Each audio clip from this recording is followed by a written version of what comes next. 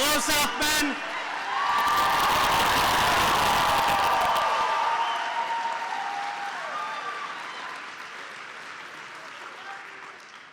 I love you. It's good to be home. Thank you, everyone, for coming tonight. About a year and a half ago, my husband came home from work and told me, well, he asked me, what do you think about running for president? And I laughed, not at him, but at life, because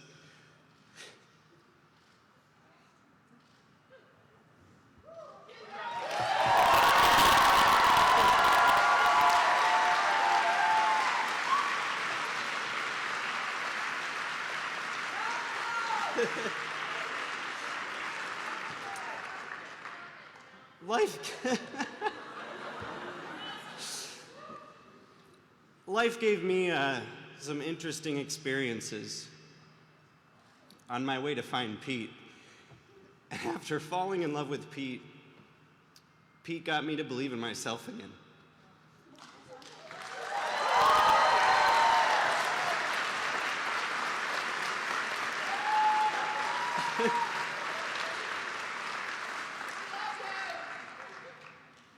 And I told Pete to run because I knew there were other kids sitting out there in this country who needed to believe in themselves too.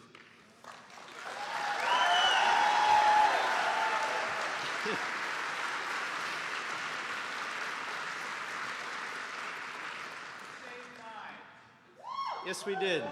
Together, we did. This campaign was built on an idea of hope, an idea of inclusion, an idea of addition rather than subtraction, about bringing people together, about looking your neighbor in the eye and saying, maybe we don't agree on everything, but let's agree on this. We've got one shot, and that's what we did. We went out there with that one shot, and we gave it everything we had, because it is time for every single person in this country to look to the White House and know that that institution stands for them, that they belong in this country.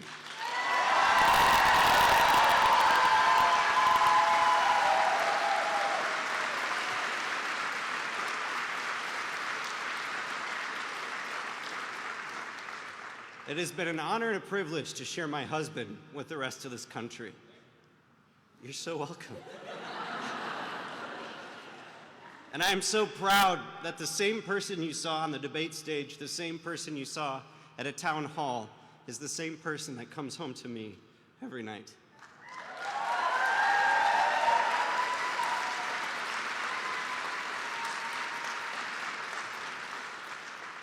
For those of you who know me, you know I'm usually not short with words, but tonight I will be. It's an honor to come home and to bring home the person I love so dearly. So please help me welcome to the stage my dear husband, the man I love so much, Mayor Pete Buttigieg.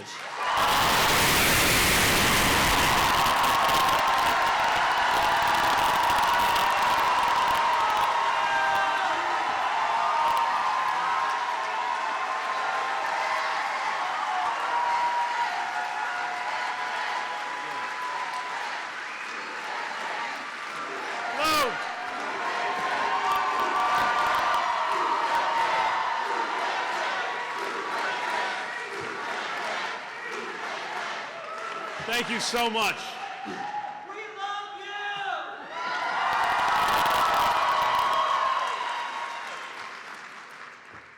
you! It's so good to be in South Bend. Sometimes the longest way around really is the shortest way home.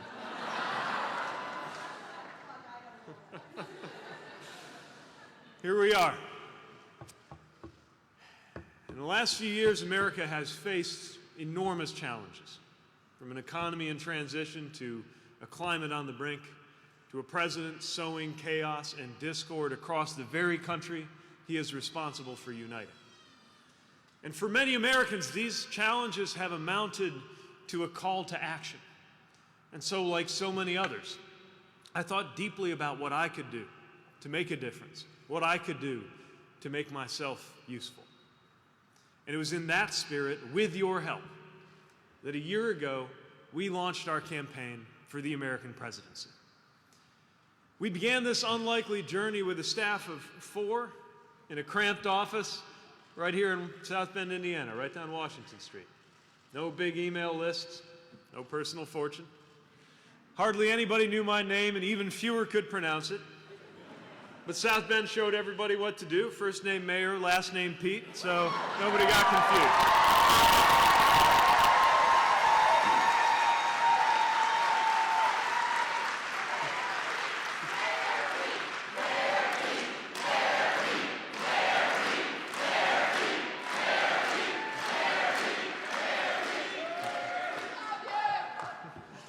But by every conventional wisdom, by every historical measure, we were never supposed to get anywhere at all.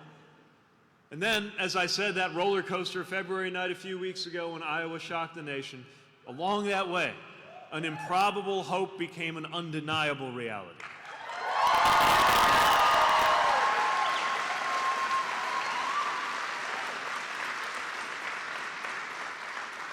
In a field in which more than 24 Democratic candidates ran for president, senators and governors, billionaires, a former vice president, we achieved a top 4 finish in each of the first 4 states to hold nominating contests, and we made history winning those Iowa caucuses.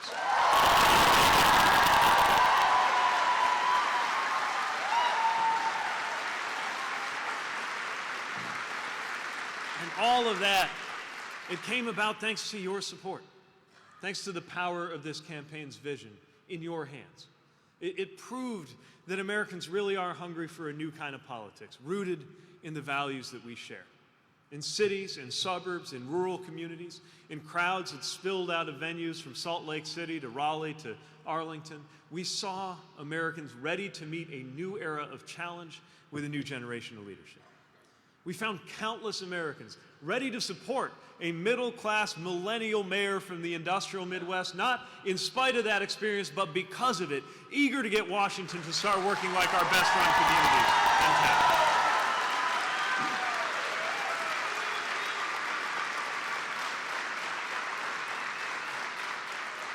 In a divided nation, we saw fellow Democrats join with independents, and yes, some of those future former Republicans, to choose a different politics. To choose a politics defined not by who we push away, but by how many we can call to our side. And we sent a message to every kid out there wondering if whatever marks them out as different means they are somehow destined to be less than. To see that someone who once felt that exact same way can become a leading American presidential candidate with his husband at his side.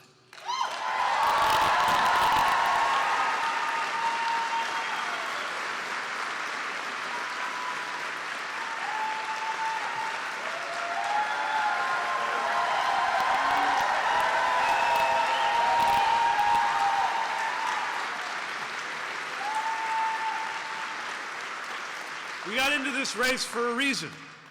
We got into this race in order to defeat the current president and in order to usher in a new kind of politics. And that meant guiding our campaign by the values we like to call the rules of the road. Respect, belonging, truth, teamwork, boldness, responsibility, substance, discipline, excellence, and joy. And every decision we made was guided by these values. One of those values is truth, and today is a moment of truth. After a year of going everywhere, meeting everyone, defying every expectation, seeking every vote, the truth is that the path has narrowed to a close for our candidacy, if not for our cause.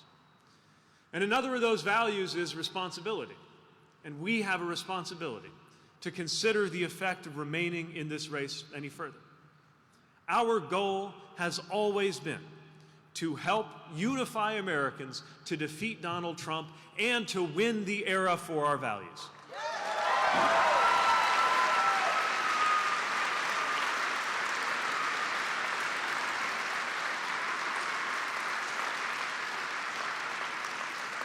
And so we must recognize that at this point in the race, the best way to keep faith with those goals and ideals is to step aside and help bring our party and our country together. So tonight, I am making the difficult decision to suspend my campaign for the presidency. I will no longer seek to be the 2020 Democratic nominee for president, but I will do everything in my power to ensure that we have a new Democratic president come January.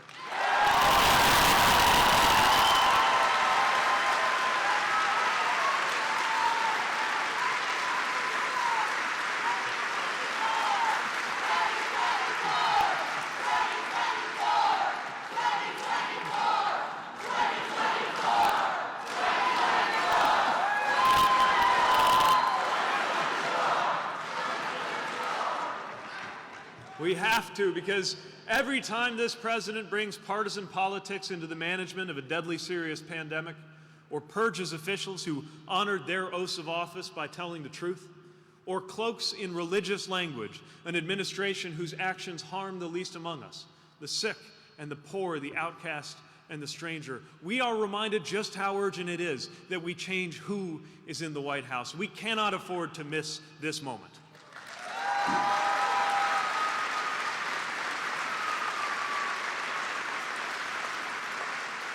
With every passing day, I am more and more convinced that the only way we will defeat Trump and Trumpism is with a new politics that gathers people together. We need leadership to heal a divided nation, not drive us further apart. We need a broad-based agenda that can truly deliver for the American people, not one that gets lost in ideology. We need an approach strong enough not only to win the White House, but to hold the House, win the Senate, and send Mitch McConnell into retirement.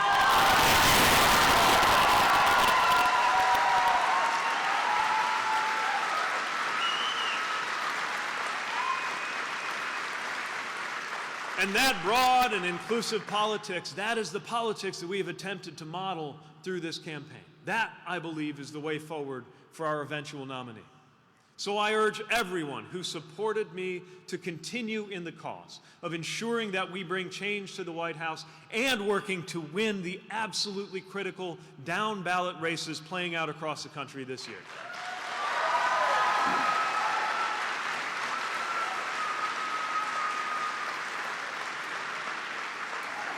There is simply too much at stake to retreat to the sidelines at a time like this. And as this contest gives way to the season of weekly elections and delegate math, it is more important than ever that we hold to what this is actually all about. Politics is not about the horse race, not about the debate stage or a precinct count in a spreadsheet. It is about real people's lives. It is about our paychecks, our families, our futures.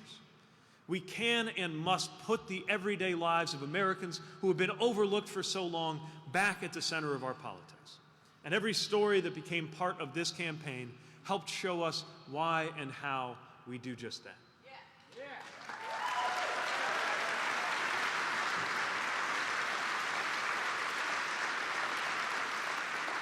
Now, politics is about people, and that is especially true of the people who touch this campaign.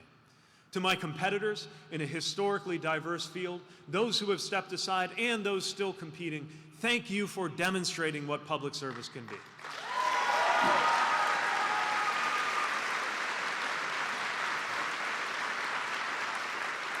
To the people of South Bend, this river city we love so much, thank you for keeping me honest and thank you for keeping me going.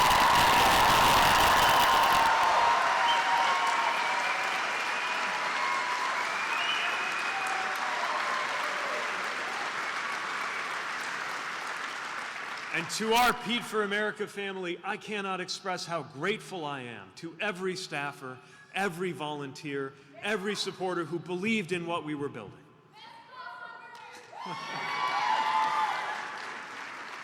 You walked in neighborhoods on hot summer days and drove on icy roads in the wintertime. You filmed and tweeted and coded and crunched numbers. You built relationships and you built events. You lit up offices and you filled high school gyms with equipment and then with people and then with cheers in the name of our values, freedom and security and democracy.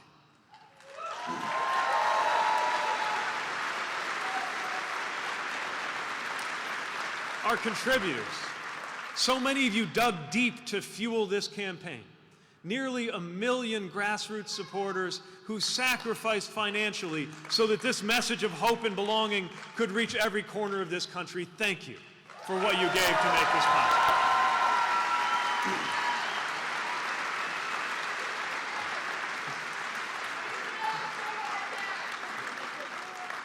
Online, in person, with family and with friends and with total strangers, you shared your personal stories and you made the life of this campaign part of your own.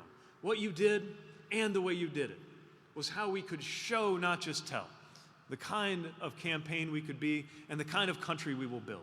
You made me proud every single day.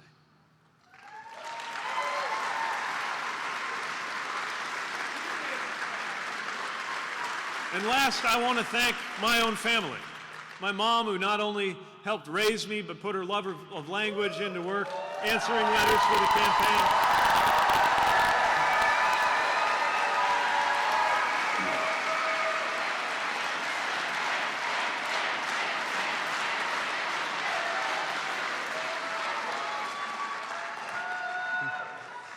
My father, who left us just as this was all getting underway, but who's very much here and part of this effort.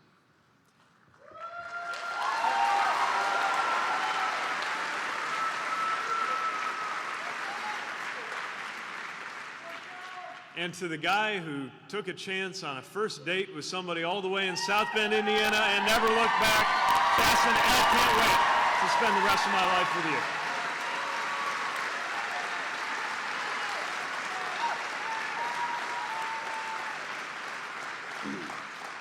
I know that as this campaign ends, there comes disappointment that we won't continue. But I hope that everyone who has been part of this in any way knows that the campaign that you have built and the community that you have created is only the beginning of the change that we are going to make together.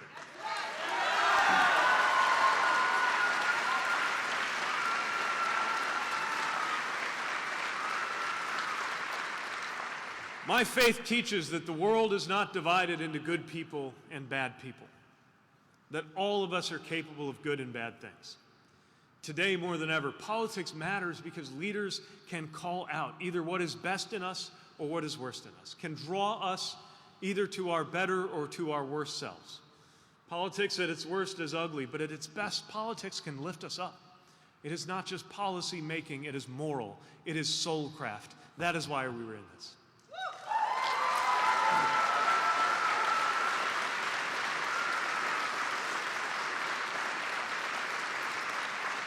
Earlier today, we were in Selma, marching in commemoration of the Civil Rights Movement on the Edmund Pettus Bridge, where I was humbled to walk in the symbolic and the literal shadows of heroes who 55 years ago made America more of a democracy than it had ever been by their blood and by their courage.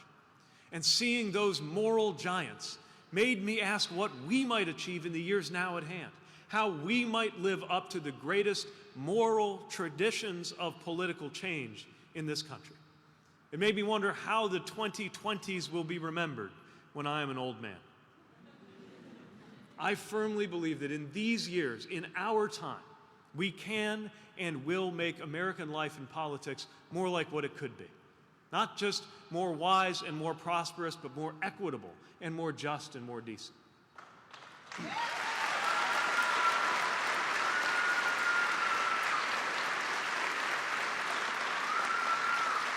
Think about proud of our time we could be if we really did act to make it so that no one has to take to the streets in America for a decent wage because one job is enough in the United States of America, whether you went to college or not.